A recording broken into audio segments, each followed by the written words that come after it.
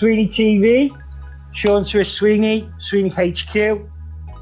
We have got the Shave Doctor on today, my good friend Mark Sproston. Did I pronounce that right?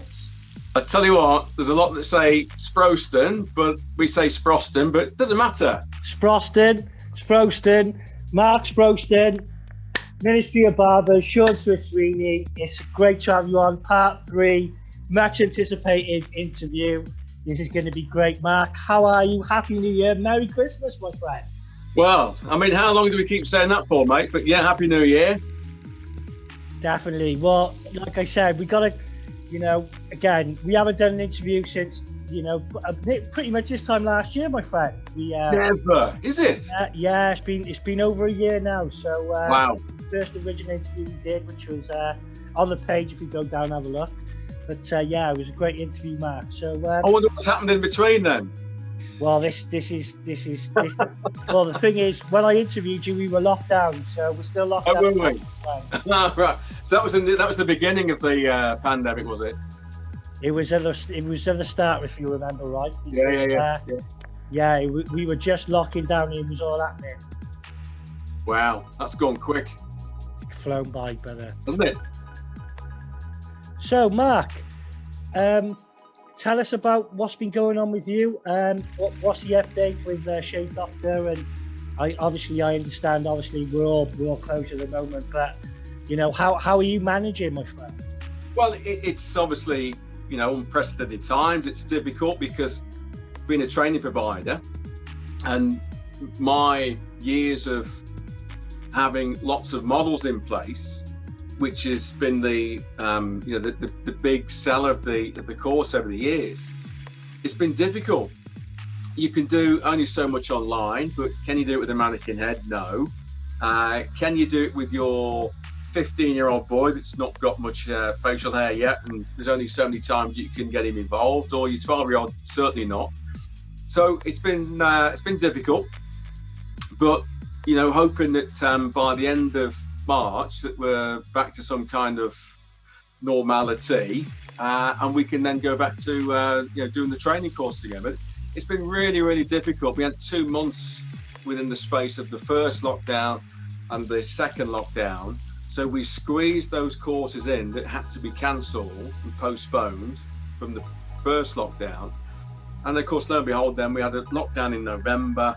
We tried to squeeze those ones in November and December, but of course then they said, well, look, that's our busiest period now. We've got to get all these haircuts in before the next lockdown. We all knew it was coming. So we've still got some more courses to reschedule. But of course, it's knocked me back 12 months really, Sean, because the course dates that we had originally planned would have been new ones. But of course, we had to deliver the reschedule ones, so we've not really gained any new business, but we have got lots of inquiries still, which is really bizarre. So people are still thinking about ahead, thinking about 2021, and they're still wanting to do something new and different. Well, Mark, it's a blessing that people are still inquiring. Never knock that, but I will say that we're in unprecedented times with what's going on. It's affected us all deeply. It's a shame that you've had to cancel, but I'm glad that people have stuck about to keep going with your awesome shaving courses. So let's talk about the shaving course, Mark. Obviously, you're a specialist at your work. Obviously, you're SweeneyTV. Let's get into that. Let's talk about what you do, Mark. What you specialise in, why you do it fundamentally, and your product range, and let's have a little chat about that. Yeah. You want me to start? When you're ready, buddy. When you're ready. I'll grab my tea. You'll grab your tea. I'll grab me wine. Cheers. There you are, buddy. There you are. I'm on a SweeneyTV no drinking ban after the Tom Baxter interview. So I've been told off by Ray. Well, I'll tell you what. That's probably the first red I've had in God knows how many months. So it's going down quite well tonight.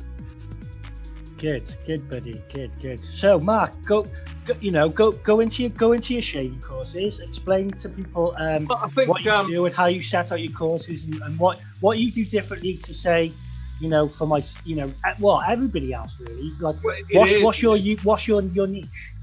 Well, I think most people know who I am anyway, and what I've been doing for the last 14 years now this year. So in, I think it was the 7th of January, we celebrated 14 years with the shaving courses, which is absolutely phenomenal. So I believe we're the oldest training company, the private individual training company now, specializing in wet shaving. So that's a great feat. So I'm really proud of that.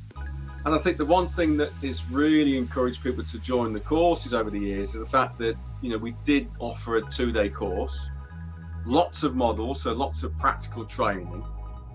And the reason that I developed the 2-day course, because when we were looking at the industry years ago, there was only there was 2 people doing it.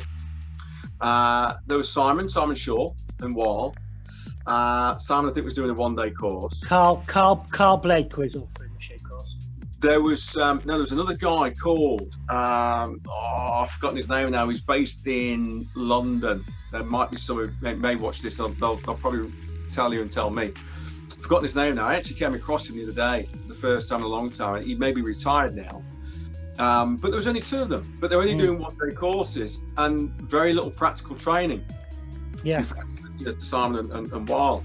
So my thought process was, if we're going to teach somebody how to shave, and listen, some people might say 2 days isn't long enough either, but if you had the course longer, one, you'd have to charge more. Would they then be able to afford it and then afford the time spent out of their businesses to do the training course? Probably not. But I just made sure that the 2 days was enough to get everything in that they needed to do. So when people might say, well, that's not enough, we talk about, these shortcut barbering courses. Mine isn't necessarily that. No, it's not based on that whatsoever. Most people who come to me will have either some knowledge of shaving, that they've used a razor before, but not necessarily doing it the way that I teach them, and teach them all the science around it as well, which is really, really important. So 2 days, and it just shows you 14 years on, 2-day course, it must be enough, or else we wouldn't be here now 14 years on. So it still proves to be very popular. And by the end of the first day, when they've done 4 or 5, this is pre-pandemic, they were pretty comfortable doing the second day, coming in and doing 6. So they would get to do at least 10 models, which is brilliant. So all this practical training, and they do 2 shaves, not just the 1 shave, it's 2 shaves. So again, they'll spend 40 minutes, maybe 50 while they're training.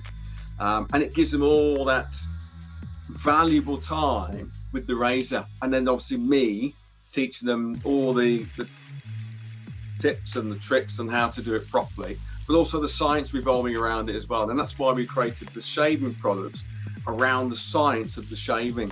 Which I must say are very good. Thank you. I use them regularly all the time, my friend. Very, very good. Brilliant.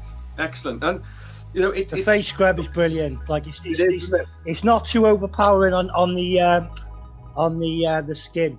Yeah, and that's exactly the reason. And of course, sometimes you can get stuff that goes so deep it gets the skin right up, and then you end up getting spots. Well, you do, and then you end up actually getting flared skin. It becomes quite red and flushed, and that's what we don't want. But all the products got this lemon tea tree oil in it, which is really, really important. So from start to finish, and all the 5 products, you've got this protective layer of the lemon tea tree, which goes through every single product, and it's got all these benefits of antibacterial, antiseptic, and working with other brands before we launched the Shave Doctor range. Yeah, so you know what you're up against, Mark. Sorry? You know what you're up against. Yes, but working with them before yes, we of launched course. them, that really helped, because it's always to raise the bar, isn't it? Yeah, like you're not gonna work with somebody through a worse product. You're always gonna want to go better. Of course you do. And do you know what? When I was working with them and we were trying to push the boundaries, and they were sort of reluctant to go to those boundaries, and that was the reason why in the end I thought, you know what, I need to launch my own range of products, because they weren't quite brave enough to go beyond what was originally out there. And you know, we've now got products that work well on all skin types, you know, all color, all skin types, whether you've got psoriasis, eczema, rosacea, which is really, really good. I've got rosacea. I suffer with it around the nose and sometimes on the cheekbones. So again, you know, we've got. Mark, let's, you know, this is SweeneyTV. This is what we do. Let's go into your knowledge. I know you're having a drink of the wine, but let's go into your knowledge now. How many different types of skin, different sort of variations you get with inflammations, with bacterial infections, spots? You know, I know this is, a lot of people probably thinking, oh, this is quite disgusting going through this, but this is very important knowledge which barbers need to know, because it's fundamentally important that you know people's skin and every different type. And Mark, you're the expert at people's faces, so let's go into that. Massively. And you know, it's the reason why we are popular at what we do, and obviously why the customers keep coming back. And we've got, you know, men in their 60s and 70s, believe it or not, who have come on the courses for the first time, become my regular models, from all different walks of life, not been able to shave properly themselves, but then come on a course. Within probably 2 courses, they're now experiencing a shave they've never experienced before. And these are men sometimes with problematic skin. And of course, it's not just females that go through changes of skin as well through their hormones. Men also do as well. You know, so you know. So Mark, what type of obstacles have these people of wax shavers have got to overcome? Like, you know, what have you come up against? Like, as in, you know, different skin variations of things you've got to be careful of. I've got, for example, some men that are in their 60s, and you know, as we go through certain age brackets and the decades, your hormones change, your skin changes, and normally the seasons will help change your skin as well. So, you know, from summer to autumn to winter, central heating's on, dried your skin out, and you've got to be aware of your customer in the chair, but knowing them inside out by doing consultation. And doing a consultation every single time they come in and asking if anything's changed really helps in where you then decide how you shave them. That's the most important. But sometimes you may not have to do certain things. For example, we have one guy, and I'm using him as an example, where he will love our facial scrub for probably 9 months of the year. Winter comes, and then winter attacks his skin. And does it close the cell up, or does it open it up? What happens is he goes from an oily type skin, combination skin, oily stroke dry, to very dry. So all of a sudden as in flaky. It could be flaky, it could be rashy. So we end up putting the scrub sometimes on his forehead and his nose, and you can see automatically within, I would say, 2 or 3 minutes, that his skin will start to react to the scrub. So, of course, what we have to do then is take the scrub off straight away, knowing then if we've got a course the following week, which we normally have, he's normally in, we don't do the scrub. Or we don't do the scrub where his skin will react on his head, around here, maybe on his nose, bridge of his nose, and round his eyes, round here. So we'll avoid that area. So it's understanding the client in your chair. So that's just one example. Then they could be on medication, and again, which changes their, you know, their hormone brings imbalance. The blood level up. Is that right? Well, it does various things. So they could have allergic reaction to products. You know, they could have an allergic reaction to simple things like water, the shaving cream, the blade. The blade might be a little bit more abrasive on the skin than it would be normally. So you've got to take into account all these different scenarios. And if once you've got to grips with that, and your customer knows, and you approach him in that manner, can you imagine the trust then he's got in you from a professional Because then each time he's going in, he's then walking out with almost the perfect treatment. You know, he's not rashed up because you've not thought about the consultation. Some will think they've done a consultation once and then they won't do another one again because they've done the first one. He may come in for another 3. That third, fourth one might be okay. So just for the people watching, observation of doing a consultation every time you have a client in, whether he's been in before or not, is key. That's what you're trying to say. Massively, yeah. Because you know, from double check their skin. Don't just assume. Because you know, if it's haircuts, you know, we know in this industry, if it's a haircut, it's probably once every 4, 5, 6 weeks. Yeah, depending on the client and the hairstyle. For a shave, you will get some that will have a haircut and a shave, so it could be every 4, 5, 6 weeks. But for some, it could be every 2, 3 months. And in that time, they've been somewhere, they've been on medication, they've fallen ill, the seasons change from summer to autumn, autumn to winter, winter to spring. So again, you've still got to do that consultation. Yeah. And a lot of barbers and hairdressers and beauty therapists probably not so much of, because they will do consultation every single time. But in the hair industry especially, I think they're not frightened, but I think they're a little bit dubious about doing it because of seeing maybe the reactions and seeing some of the myths that they find on social media or on the internet. There's a lot of disinformation out there as well. Isn't there? You've got to be careful. You've got to make sure you don't absorb in and get informed wrongly on certain products and certain ways of shaving and certain courses to book. You know, where you've got to be very careful now.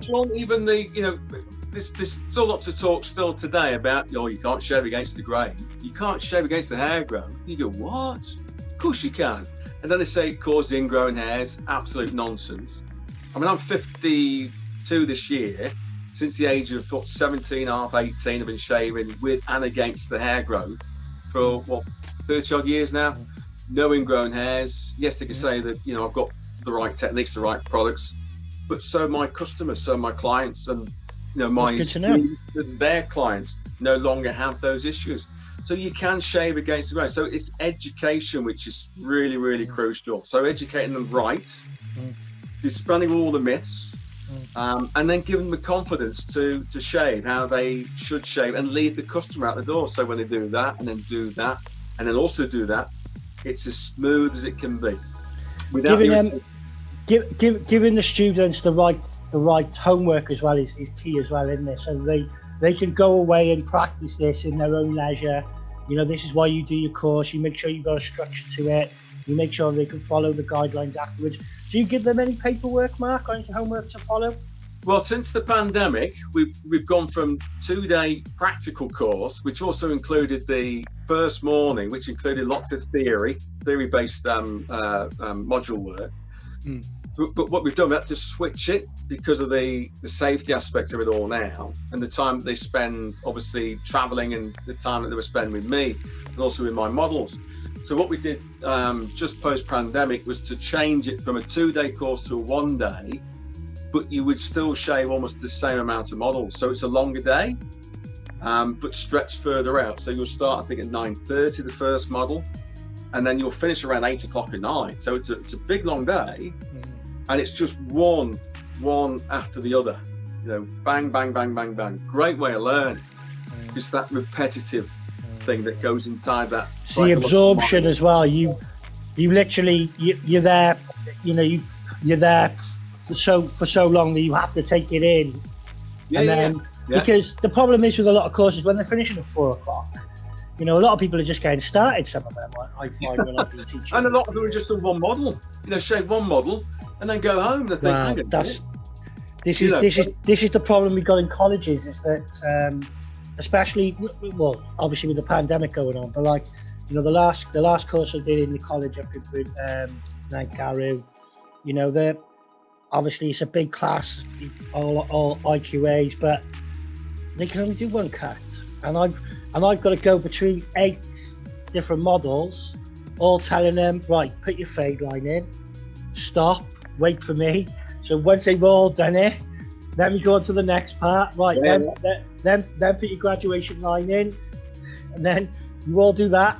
right, then you're going to be working on the blending. I'm going to show them how to use the clippers. They're all getting confused. Some of them have got wow, some of them have got, you know, Andis, some of them have got whatever clippers, and it's just like it is extremely difficult to manage the sort of class in that time, where I would have loved to have at least, because I said to the girls afterwards, I would have loved to have done another one with them all, you know, but we run out of models, we run out of time, and half 4 hours in my house, you know, so.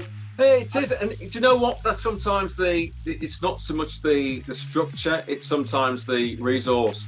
And, you know, and of course, you can't, you know, satisfy all the models. It is going to be difficult. I've been really blessed, and you know where I am, that I've got a great local network of models. And you know what? And they're from all different age groups. You know, I think the youngest one is now, well, in fact, the youngest one we had in was about 17 and a half. On average, it's about 23. And the oldest one is, it used to be 74. I think the oldest one's about 69. So you can imagine, spread across the, you know, the age group, it's fantastic. So you've got different skin types, whether it's tight, virgin skin, new skin, you know, the elasticity of the skin as they get older, through to, you know, soft hair as they're younger, maybe to tight, real coarse hair as they get older and they become grey and white, and they've been using electric shaves for all these, and mix it up a little bit with a wet shave. So you can see that, you know, we've got a great mix of models, which then allows the students to go back and think, you know what, I've practiced on probably a good majority that's going to come to my shop. And that's what gives them confidence then going back and then start to deliver them within their own business. Brilliant, brilliant. Well, Mark, obviously a lot of people on SweeneyTV are probably thinking, who are all them lot in the background? I know you've travelled all over the place shaving. Let's have a little chat about that, because we didn't go into that in the last interview. No. Let's talk about your international travels. First of all, explain the folks out. Well, do you know what? I'm sick and tired. I do these virtual workshops as well for the Look Good, Feel Better cancer charity. Oh, and it's always behind a blank wall. And normally I've got maybe a little sign up there that says Look Good, Feel Better in partnership with Shave Doctor. So I thought, you know what? I need to find something tonight just for you, just to put as a background wall. Brilliant, so I thought, and as we're sort of searching through, you've obviously connected with me on this Zoom call, and I've just come across this one here. So this was me with the Greek team in Athens. I think it was about 4 years ago, and I used to spend a lot of time. I got invited there for the first time in 2013 by the father. Who, in fact, he now runs, well, he's been running the business now for about 20 odd years, but they do a lot of importing, exporting of barbershop hair supplies, but he wanted to bring education into Greece from overseas, and I was the first one, so I was really blessed. So he'd been looking at me, what I've been doing online. He was passionate about shaving himself, and the first trip, he actually took me on a tour of Greece. He took me around all the, what they call their famous Athens barbershops, and I met all the, what they call their, I suppose, their celebrity barbers. And I did a shave in each one of them as well, which is really, really humbling. And ever since then, I've been back, apart from last year, ever since. So I've had 7 years of touring Greece, really. We had a fantastic time in 2017 in Crete. So I flew to Athens and they flew me over to Crete, and we did this, what we call the Cretan beauty show. And we were 4 days over there, and they put me in a church. So my workshops were in this magnificent church, big stained glass windows, and of course sunshine as it will be in Greece. And of course, my light was natural light, but actually coming through the stained glass window. So it was quite a surreal 4 days, really. The land of the Spartans, my friend. The land of the Spartans. Yeah. I bet you felt really energized when you come back from that trip.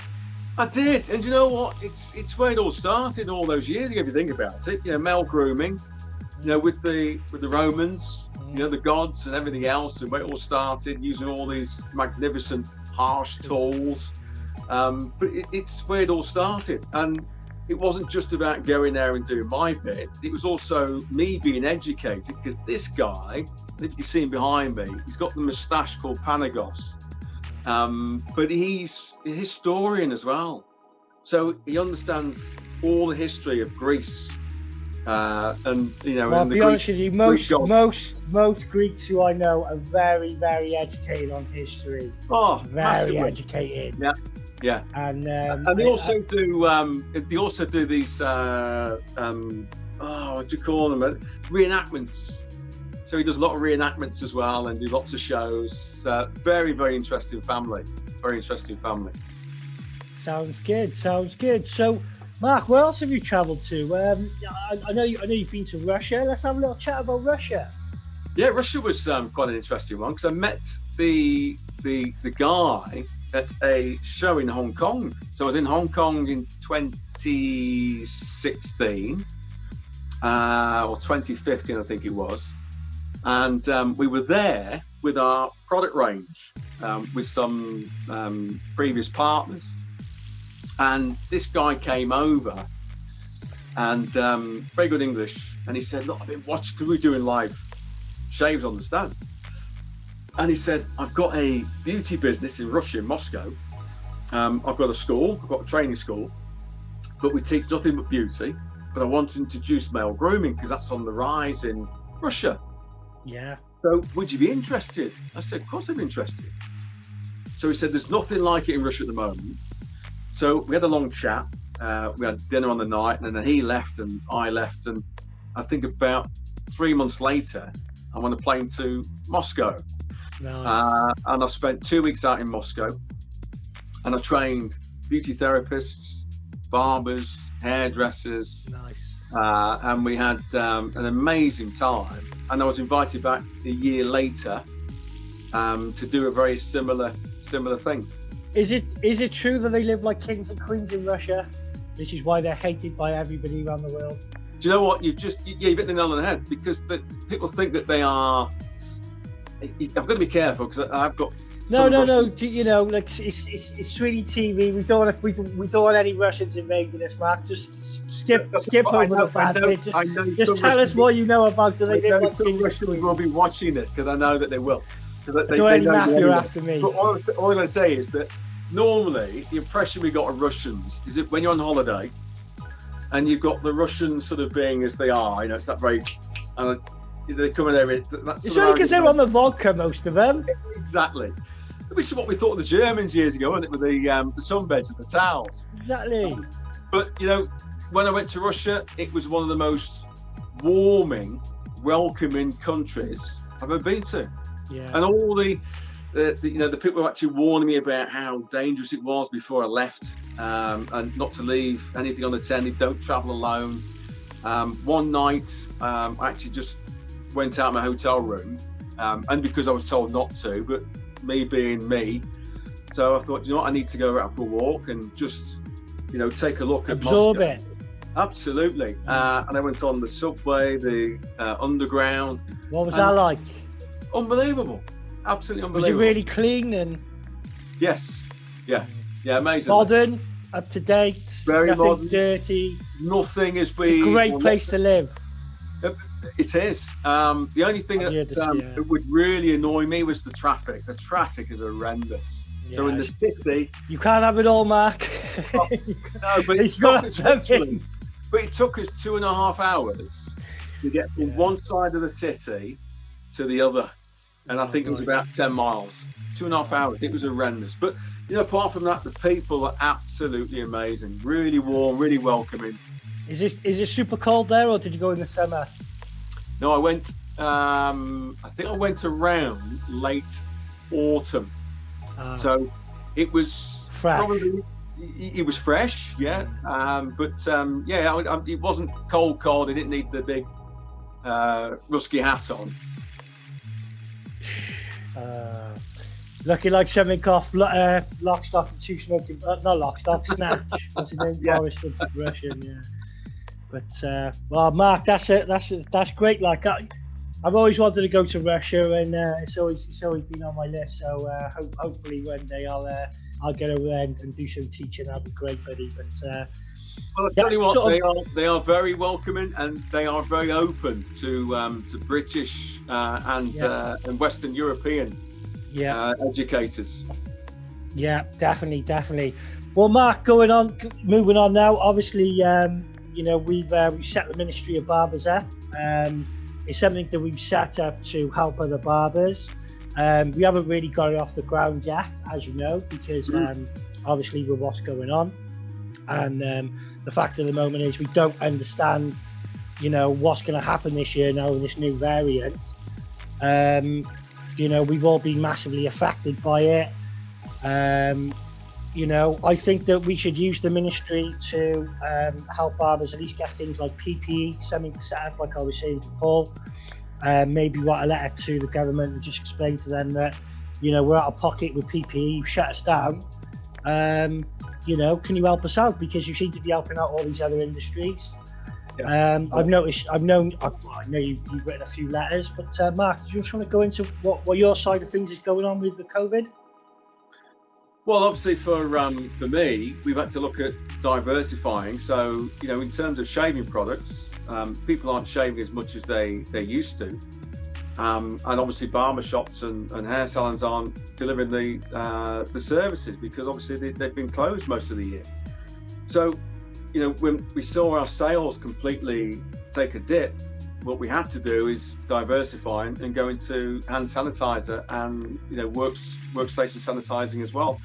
So luckily the company that we were working with pre-pandemic, that we're now going to be making our shaving products, we moved everything from overseas back to the UK. I phoned him, and and it had to be really. In fact, it was almost a blessing in disguise, not knowing what was going to happen, but obviously knew what was going to happen anyway. So whether it was lucky, I don't know. But yeah, we phoned Mike and the owner of the company and just said, look, you know, we need to diversify. We've got to keep the brand alive. We need to make sure that, you know, our brand is in the faces of our customers. We don't want months or years. We didn't know how long the pandemic was going to be, you know, around for, to affect our business and our brand name. So, could we look at you supplying us the hand sanitizer? So he said, yeah. We said, can we now add maybe one or two little ingredients in that we've got in our shaving products that will help soften skin and be kind to, you know, sensitive skin? Yep, no problem. So they did that, formulated it, and then we started with that. I think it's 4th of April, so not long after the pandemic, which started obviously in March in the UK, which we've been doing now since, well, it's come up for a year nearly. And in that time, what it's allowed us to do is also take a step back and almost reinvent the shaving range as well. So it's given us time to think how we deliver the shaving range, the type of packaging. We want to go into the eco-friendly. We want to obviously help the environment. So we want plastic. Have you thought about the charcoal mask? Yes and no. We've looked at it, but we've got one or two other products that we want to launch before that. I think there's a lot that are doing the charcoal mask. There's a lot that's in the charcoal mask that people aren't aware of that should be in the charcoal mask as well. So that's really something that, you know, I'm passionate about. So we're steering clear of the charcoal, but there are other products that will suit the skin and be more beneficial than just having the charcoal mask on. So that's what we're going to be introducing this year. So hopefully in eco-friendly packaging. So it's not going to be, you know, dumped into so you're not going to find, hopefully in 2 or 3 years time, Shea Doctor bottles in the sea. You know, these are going to be recycled vessels. Good. That you know, hopefully we'll see ourselves back again. So, and I think the formulas are going to be slightly tweaked as well. And I think sometimes it's tough. I mean, I'm with everybody else. Running a business is never easy, Mark. It is, and I think sometimes when people see that you are a brand owner and you've been around a while and you do what you do in terms of marketing, and I think lots of people think that you drive a Ferrari and a Lamborghini and live in this great big mansion, and we're far from it. We're still a small family business. It's me, my wife, and we've got one or two people now that work around us, which is great. So we've got someone in IT, which is brilliant, someone in marketing, which is great for us. And then we're bringing someone on board for this year that's going to look after our international contacts as well, which will take the pressure off me so that then I can then concentrate on other projects. But it's been as tough for us as it has been anybody else. When you're a company director, self-employed, and you don't get everything that lots of other people seem to be getting, it can be also frustrating. But you got to think, hang on a minute, stop feeling sorry for yourself. You just got to try and find ways of moving on and staying positive, and then thinking at the end of all this, we've still got a business that we're going to be able to sell our products to. So that keeps me going. Well, that's what I say about us guys in the Ministry of Barbers, is that me, Rob and Paul are very positive people, which, if anything, we all have our little moments, as we talk about on the group, which is private obviously, but especially me, everybody knows about me, I wear my heart on my sleeve, as you know, but it's good that we've all got each other. It's good that we can all connect, and it's great that we can all have a chat, mate? I think sometimes and release stress. Absolutely. And sometimes you doing what you do, and because you're almost on your own, your only outlet is social media. So that's your way of releasing your tension and your frustrations. So I have no issue with that. Well, listen, hopefully I won't be on my own. I won't be on my own for much longer, because my bearded dragon should be here soon. Because they don't understand you. That's the thing. Where I'm lucky, I've got a family, Rob's got a family, Paul's got a family. Most of us have got other people to fall back on. Rob's got an army.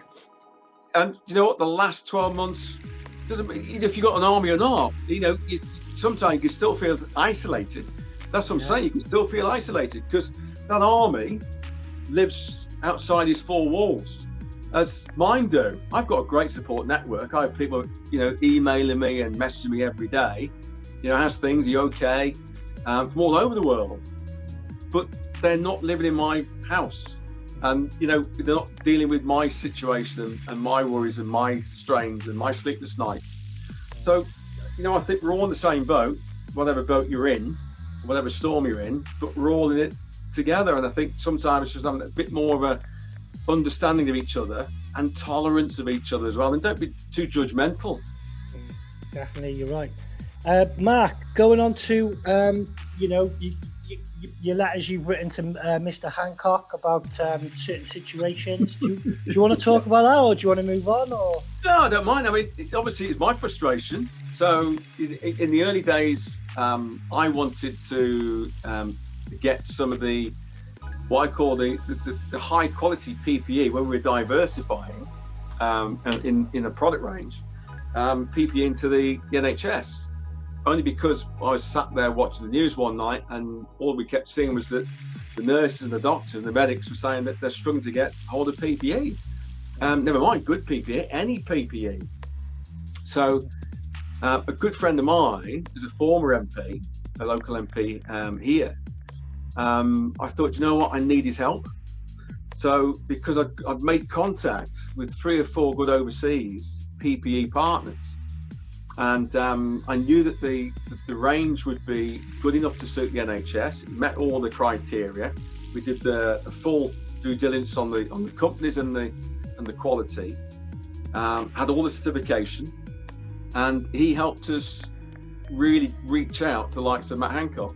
But looking back now, I can understand why we didn't get in through Matt Hancock, because Matt couldn't have given us a helping hand, because he'd been seen as giving me a helping hand. And then if that had gone out, like some of it's gone out already, and saying, well, why is that company that was a pet company been given a £300 million contract for PPE when they've never been into PPE in their lives before. So it was a difficult situation, but what they did do is put me in contact with the central purchasing department within the NHS. But that was even more frustrating because you can imagine then there's 9,500 potential suppliers hitting these people every single day. And there was, I'm to siphon out the ones that could possibly supply, even though we could supply them, but maybe somebody was in front of us 3 or 4 weeks previous to us. So my frustration was that we were in contact with the right people, but we couldn't necessarily make that breakthrough. Well, this is why we need to do the ministry letter about the PP and send. Obviously, you know, I've sort of started it already. I want to put it. I'll give it to Rob first. You have a look at it. Paul have a look at it. Amend it. Put what you need in. We'll all double check it. We'll send it in. And if we can, if all 4 of us have got the input, rather than us all putting it in individually and not getting anywhere, 4 of us together, and if we can scream and shout about it online, if we're not going to get a reply, then maybe we could force their hand, because we need, like, they've got all this money available, Mark, and they're reluctant to give it to us, but they're more than happy to give it overseas to and lose it. Oh yeah. You know, no, and like I don't want to go into that because I don't want to get our stream kicked off, because if we start going on about that type of stuff. But we all know what happened in the news. Stuff went missing. We didn't get it, but that's it, right? But Mark, right? We're in a situation now where we've got to do something, because if our businesses are going to be closed, they've got to give us money back for stuff, and they need to give us more support. And the fact of the matter is that if we've got if we've got the vaccine coming out and they've got a structured date for that, they should give us a structured date for when they're back open. Yeah, which I think they're trying to hold Boris accountable now for a way forward and a way out. I remember listening to, I think, the Andrew Marr show about 3 or 4 weeks ago, and he actually, there was something that slipped out, but I don't think he meant for it to slip out. And I think they've got this 5th of April date in mind. It came out on the Andrew Marr show, and he's asked the question, when do you think we'll be, all going back to work and maybe coming out of the lockdown fully? And he said, hopefully, if things go the way they do, the vaccines go in place in terms of the 4 cohorts, then it could be the 5th of April. Now, I know when I put my age on the government website for when I could potentially have my vaccine, for my age group, 50s, I think it was the 16th of March, my first one. And I think then it was about the 3rd of July or 3rd of June for my second. So, we could be still, I would imagine, until everyone's vaccinated, we still could have to be wearing PPE, I would say, possibly to the end of the year. Seriously. Okay, like I said, this is SweeneyTV. It's my channel. And Mark, listen, we've got to make sure that this vaccine is safe. And up until I know that it's safe, I'm refusing to take it at the moment, but that is my own personal opinion.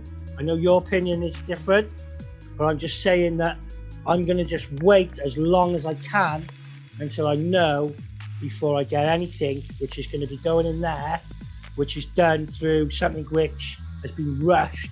And I'm only playing it safe. I do want everybody to make sure that we can battle this in a safe manner. We need to be vaccinated. But if something's going to be rushed through, then I personally think that me and my family, because my dad's been vaccinated, and I'm really, really disappointed that he rushed it and went in and had it done.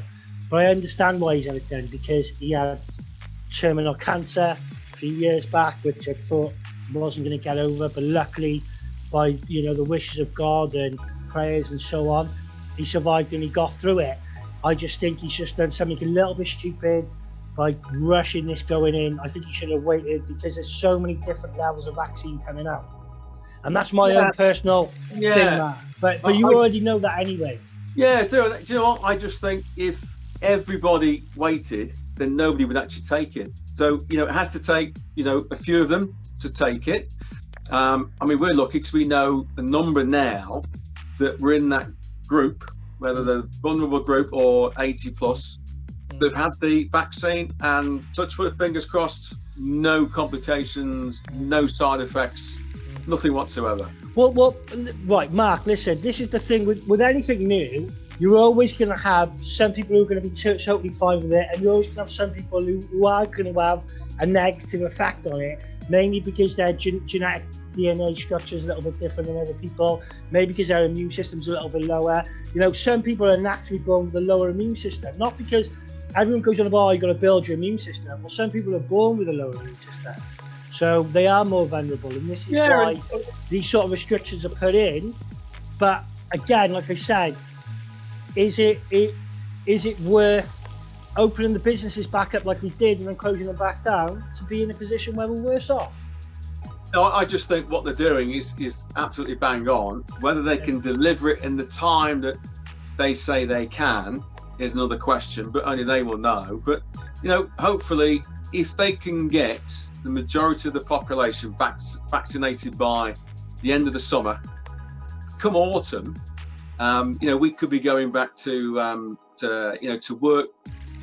I still don't think we'll be going back to work without PPE personally in our industry. I still think there'll be that, because Mark, I think PPE will constantly stay. And do you know what? In some industries, the PPE is still always there. Dentists, you know, when they're working close up, some beauty spas, salons. Well, Mark, this could honestly now this could end up, if we've got a representative now in the House of Parliament, which we've had something through on the Barber and Hair Council saying that we've got a representative for our industry. If that does come into line, we could possibly be in a few years' time maybe considered on the same level as doctors and nurses, and run our barbershops like a practitioner would, where you see people on appointment. And not just that, things are a little bit more different, and then people might not have to pay for a haircut. We get paid by the government like the doctors do. Well, if it becomes regulated, then you'd have to run it professionally like that, wouldn't you? Yeah, of course. In some of the places I've been across the world, they will still wear masks, even when cutting hair. They will still wear masks. Certain parts of Asia do. There's even one or two parts of Europe that still wear masks. That was, you know, before the pandemic. So, well, I was wearing safety goggles like 2 years before all this happened, and I was wearing them because when I started doing my skin fade with the magic clips, where you're doing it so fine, you're so close to it, you get a lot of hair flicking up towards your face area. Yeah, of course. But obviously now with the new technology and clippers have developed more, and you take the skin line out, it's like I cut totally different to how I would, you know, sort of 5-6 years ago. So. Yeah. But you know what? It could well be that, you know, it could be classed as a uniform tax, the PPE.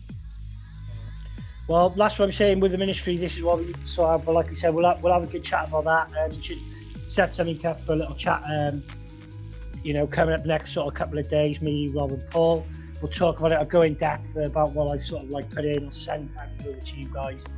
Obviously, you'll probably have to sort all my spelling mistakes, my punctuality out, because you know how bad I am. So, disclaimer there for you guys. You all know what I'm like. You know, my intentions are always good, and that's the main thing. Exactly. But Mark, sort of coming up to the last sort of 10 minutes now, really. Obviously, you know, 2021 is upon us. And like I said, you know, if we can get back open, do you think we'll have any shows or anything this year? I think probably not. I mean, I'm looking at the shows that, you know, not necessarily in our industry. In my industry, where Barber Connect have cancelled, by the way, guys. Exactly. So, you know, that's one. I can't see, although it's probably October, which is the normal time. Maybe Salon International. That might be the first one. I don't know. This is why I was talking to Paul and Rob about one night. It's so far, it's like October, and well, it's 18th, 19th of October, I think. A couple of weeks after British Master Barbers. Plan, you know, really in advance. So, have they got the time to market it and to get people in there? And then they've got to the tickets will be ridiculous as well. Yeah, and you know, they've got to pay for the space down at you know, Excel. So I don't think and talking to friends of mine as well that are in the entertainment industry, where they would be going out and doing lots of their things at, you know, the exhibition halls. They've been told now that their industry is completely gone till 2022. You know, so for me, looking at the emails I've had in the last 3 or 4 weeks since the turn of the year, the shows that I would normally possibly look at, not necessarily within the hair industry, but in other areas that I work in, they've now been cancelled this year. And they're, in fact, they're virtual, so you can actually go to a virtual show. That's what's going to end up being, mate, isn't it? It's going to end up all being virtual shows now. Most of the education is online. Are you doing, just for the SweeneyTV fans, how do people contact you if you're doing online courses, Mark? Well, they can get a hold of us on the website, which is www.shave.shaveacademy.com. So it's a bit of a mouthful. When did you set that up? Well, in fact, we relaunched the new site, I think, about November. Actually, I do remember you putting on the group now. Sorry, I did forget that. Yes. There's some real good stuff on there. I did look on it. Yes, it's very good. Yes. Yeah. Sorry, I should have been on that. That was part of the interview. Obviously, I've got no. I'm doing these 3 interviews with no notepad, because we're just there's no script, nothing. Because normally I've got the questions written out. But go on, Mark. Sorry. We've got Christmas and New Year, so I'll forgive you, mate. No props, buddy. So if they go to the www.shave.academy, shave.shaveacademy.com, shave.shaveacademy.com. Yeah, and also a lot of the pictures from every course that we do, I think a lot of people know this, it gets uploaded to either the Facebook page, which is the Shave Academy Facebook page, or Instagram. Which I've just changed actually from Shave Doctor to my name, so it's official Mark Sproston on Shave Doctor. Brilliant, buddy, brilliant. Well, again, like I said, again, you know, keep doing what you're doing, buddy. It's great to have a chat with you, and yourself. Like I said, it's been a long time coming, this interview. Just obviously, the last message for the fans, and anything for the ministry which you just sort of want to just put out there, if you've got any ideas. Well, I just think it's a case that we all need to stay strong, stick together. I think there's sometimes a little bit of disjointedness of what I've seen out there, but that's probably the norm. But we've got to stay strong, and we're going to come out of it. When, we don't know, but I think by the summer we're going to look stronger, and then hopefully by the autumn, winter, it will be COVID. What was COVID? Fingers crossed. Yeah, definitely, buddy. Well, some my love to your missus and the children. Will do. And like I said, again, Happy New Year, buddy. It's been great to have a chat. Obviously, we'll have a catch up later. Obviously, I'll get this edited, and if you just send me over two pictures, Mark, and I'll get the little trailer done now for our one tomorrow, and I'll probably preview it either tomorrow night or the night after, depending on the edit. So, brilliant. Mark, okay. Fantastic. Great interview. It's the Shave Doctor, guys. If you want to know anything about shaving, contact Mark. He's a great guy. And if you need any help with anything, contact us on the Ministry of Barbers. This has been Sean Sweeney, SweeneyTV, Sweeney HQ, Mark Sproston. Thank you, buddy. Cheers, buddy. See you soon. Cheers, mate. Bye. Hey, guys. So, SweeneyTV, that was the Ministry of Barbers with the Shave Doctor Mark. He's an absolute legend. So happy to have him on the stream, and more to come. We've got a couple more people lined up, and we will go from there. So cheers, guys. Thank you very much. SweeneyTV.